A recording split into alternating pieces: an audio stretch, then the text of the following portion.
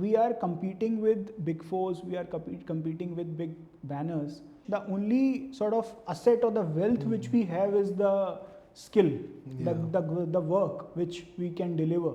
तो आप ये बोल रहे हो कि वहाँ जाके मत बेचो, यहीं आके उनको आके लेने दो आपसे. That's the logical very solution, interesting, right? Yeah, very interesting. Hello, good afternoon from Mumbai. My name is Nimit Dixit from Economic Times Legal World. I'm here with Prateek Bansal. Prateek heads tax and trade at one of India's fastest growing law firms, White and Brief.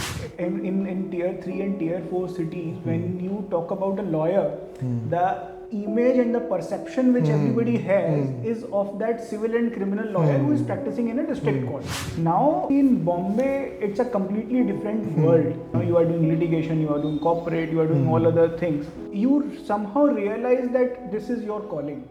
Biggest issue, Prateek, that we'll discuss is something that's round the corner on September 22nd is GST 2.0. We're looking at the biggest revamp of the GST regime since its origin. Today, when a consumer goes to a ready-made garment shop and if he sees that the GST is not being reduced to 5% or 0%, that person, that man does not have any remedy, recourse to report that situation to any authority or to any government body.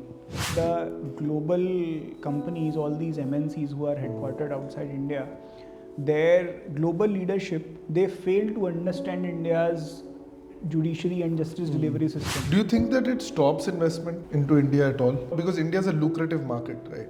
People are always looking to invest in India despite the regulatory hurdles. I mean, regulatory hurdles have in fact become less. From an ease of doing India perspective, how do we sort of balance, and we understand that quality control is important, right? Quality control is for the consumer. So how do you balance consumer protection and ease of doing business in a scenario like this, and how should companies that are looking to do more business in India deal with these sort of added requirements? So what the government says is that while initially we are happy to grant those licenses, over a period of time, either those foreign guys or the domestic manufacturers, they should see the opportunity, they should invest, and they should make the ecosystem. They should create the ecosystem of that product in India, and that too backward integration, starting from the raw material. When you have that entrepreneurial aspiration, when you have that calling to start something, when you have the intent and aspiration to build a brand or a banner, I think that is what brought me here.